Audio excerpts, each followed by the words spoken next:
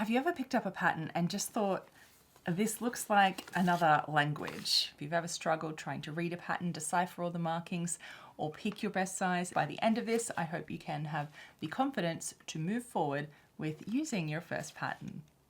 Welcome back, my sewing friends. How lovely to see you again. Here on this channel, we do everything about sewing your own clothes, the ones that you really dream of in your head and really being able to create them.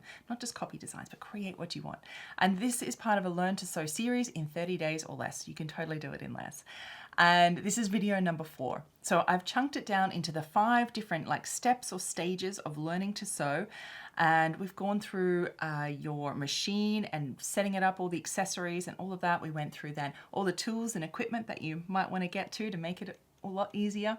Then we went through fabric, which is, whew, that's a big one, right? Giving you fabric basics to have confidence trying to choose that. Now here we are looking at your first pattern. We're going to cover, as I said, the outside of the envelope so you can know what materials and things you need to get, the inside of the envelope so you can start deciphering all these symbols, markings, the layout instructions and all of that business so you can get started cutting out your fabric. And the real big one is how to pick your size. We're going to go through the real numbers you need, like ease, finished garment measurements, how all this relates to how you choose the size for you. And trust me, this is one of the things I wish someone sat me down and went through with me in this kind of way to make sense of it all. So if you haven't already, make sure that you go watch all those other videos because they all kind of build on one another and we lead up to this.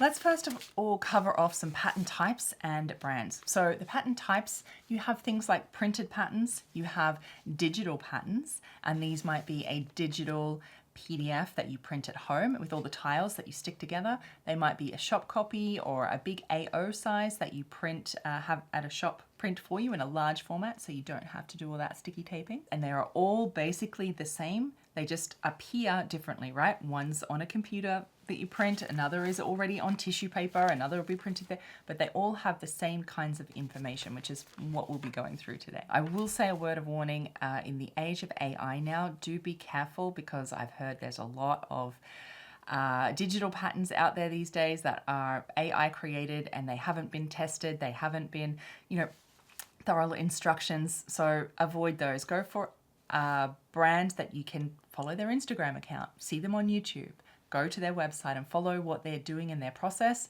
and I think you're safe if you pick that, so just be careful. Let's start diving into the pattern envelope itself. So whether it's an envelope or a digital pattern, as I said, online, they all have the same chunks of information, and this is the most important thing. You just need to go looking for the same stuff on every pattern, no matter what form it takes. There are lots of bits on here. I'm going to keep it to the most important things that you really need to look at. The first of all, you'll always find either photographs or fashion illustrations of the garment, and you'll also find 2D technical drawings that demonstrate more of the design details. Both are important. Your fashion illustration gives you, or your photographs gives you a look of the end garment and a feel, and as a beginner, that's what you kind of need. But your 2D illustrations give you more technical information. You can see where the zip is, you can see where the stitching is, you can see the pockets, you can see all the seam lines. It's really important. And as you grow your skills, that 2D illustration will become more important to you. Because do take note, the photographs that you might see might have a different fabric than you have, and so it will look and feel different if you choose a different type of fabric than is in the photograph. And we covered all that type of fabric information in our last video, number 3, so make sure you watch that if you're still needing more on that. On your pattern, you're going to find a written description of the garment where it will describe in more detail the type of zip, the type of hem, the type of lots of things, right? So you can get a better idea of the finished garment. It's very important, read that description. Okay, let's get to some of this nitty-gritty stuff. So you're going to see something called notions, and you need to find this. Notions is a weird word, maybe French, I don't know, but it means the extra things that you need to make up the garment.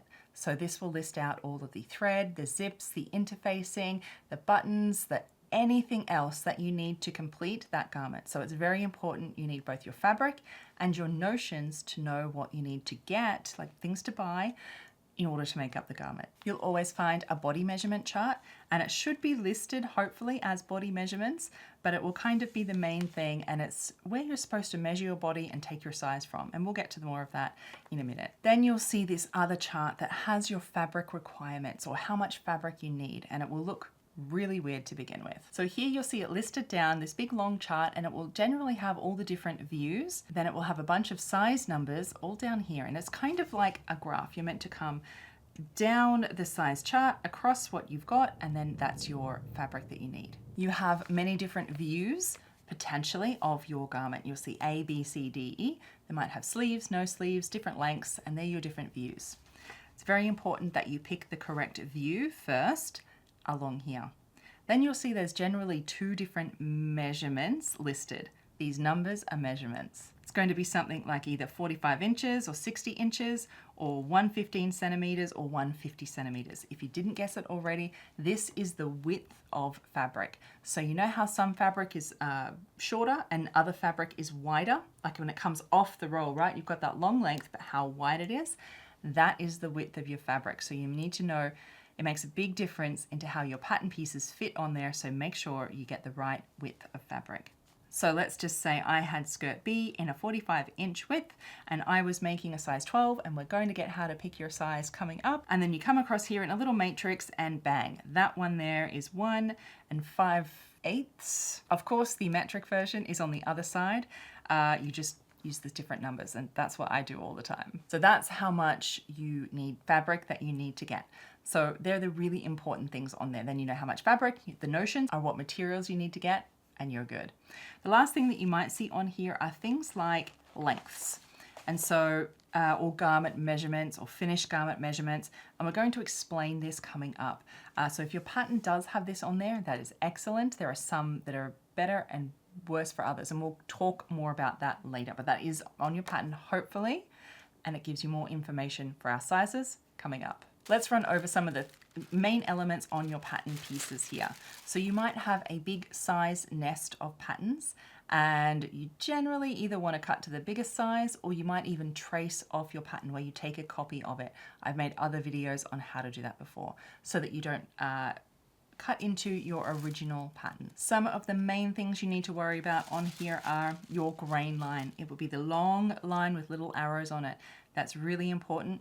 This is how you actually measure off the selvage of your fabric, and this runs straight and parallel against your selvage. Now, it's out of the scope of this video, but your grain line is something super important. I've made other videos on it. I'm going to link them all down below, but it is the way that the fabric falls and hangs and makes it uniform across the whole garment. Is very, very important.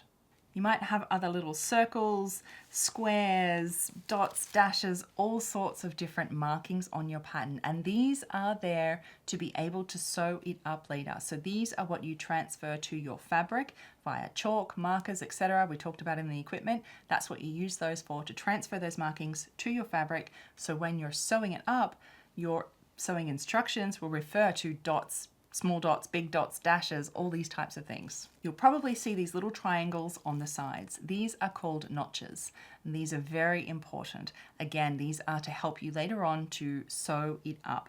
So notches are on the sides of garments, and they're meant to match up. So the other matching piece on this side would actually match up here, and there'll be a notch on this side, a notch on this side, and when you're sewing them, your notches are meant to match. So you put them together and then you sew them so they meet. There's many videos I've made again on more further on that, but let's keep going on this today. Two other important pieces is you might have on the edge of a fabric this like weird little lines again that indicate a fold, or it says cut on fold.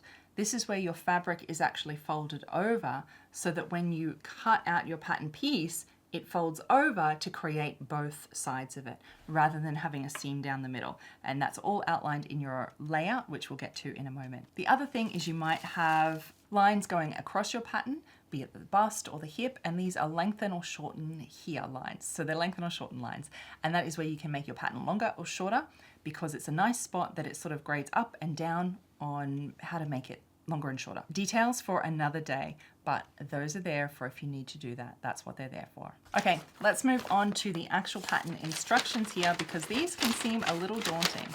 First, you're always going to find a pattern piece list. where it will have the pattern pieces and listed out into numbers. So each pattern piece is numbered. Now this is dependent on the style or the view that you are doing. So you pick your view, say view B, and then you would circle every piece that relates to skirt B so that you know which pieces to cut out. You don't have to cut them all out usually. Then you're going to see all of these kind of layout diagrams where it's got little rectangles and all the pattern pieces labeled on them. They're all shaded and color coded in different areas that mean folded, right side or wrong side of your pattern piece, and different fold lines and selvages. And all of this is explained in the other thing that is your key or your legend. You've always got this on your pattern, and it explains all those different shaded things, the abbreviations they're using. It will tell you how much seam allowance is on your pattern. This is very important. You must find that and circle that seam allowance on your pattern, because you need to use that through the whole pattern or otherwise it won't work. I know there's so much information here, and I just want to give you the overview so you know what to look for and what you're looking at so you can dive deeper into it.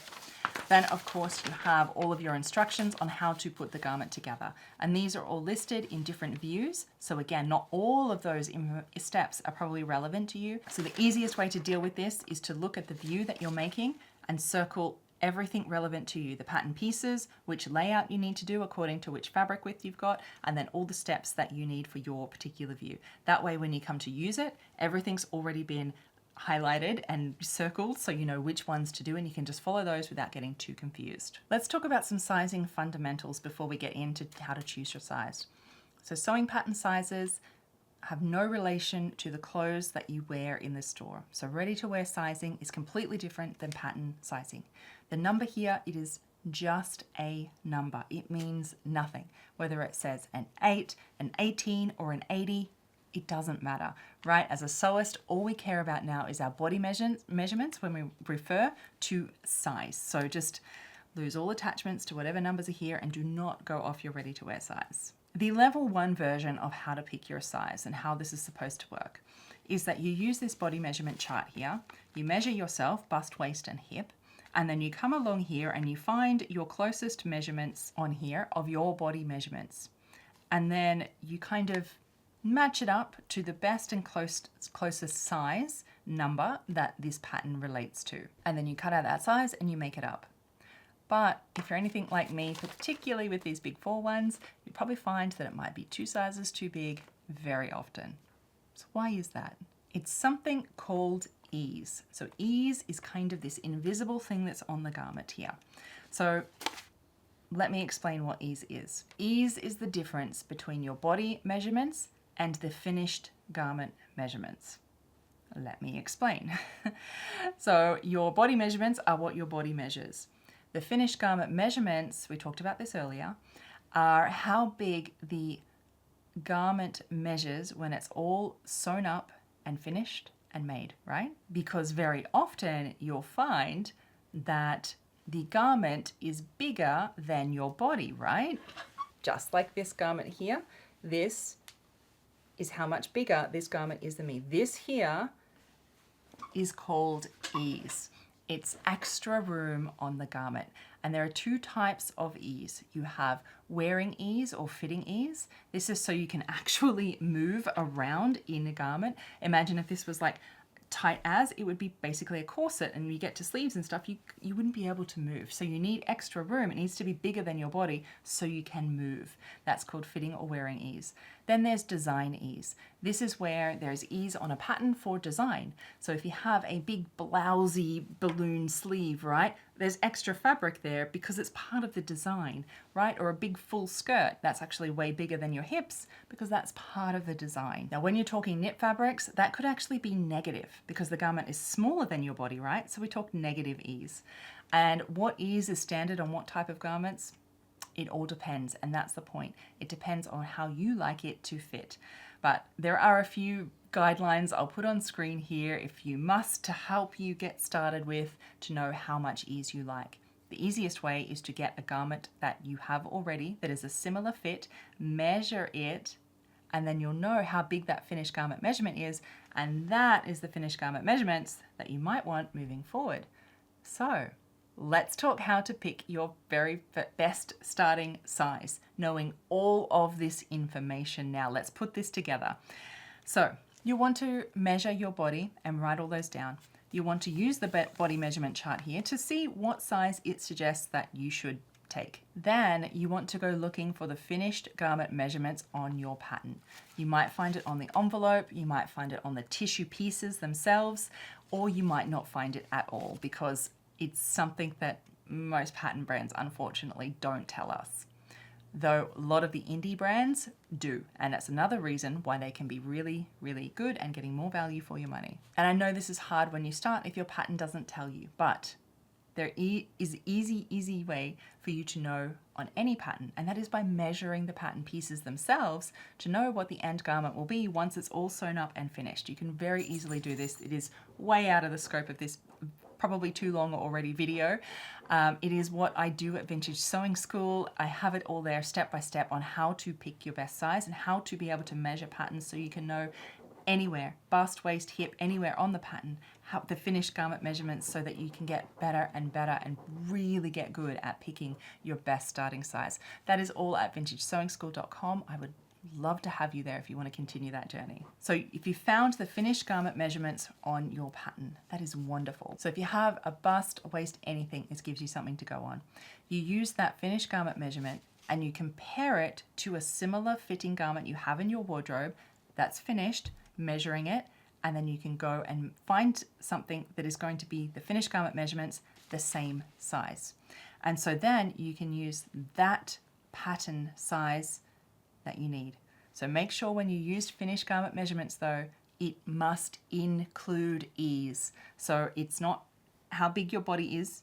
You need the finished garment measurements and you need to take away the amount of ease that you've got. Say if you wanted 2 inches of ease, because then that is your body measurements beneath that. Or to go the other way, if your bust measurements are 38, you want 2 inches of ease, then you're going 40 inches is the finished garment measurements that you're looking for, or as close to as possible. So this is the key to picking the best size for you, because now you decide on how big or tight or small or fitted or loose that you want that garment to be, right? You can take control and you can decide on that. And that is what we're here for, right? Okay, I know you're asking, what do I do if I'm in between sizes?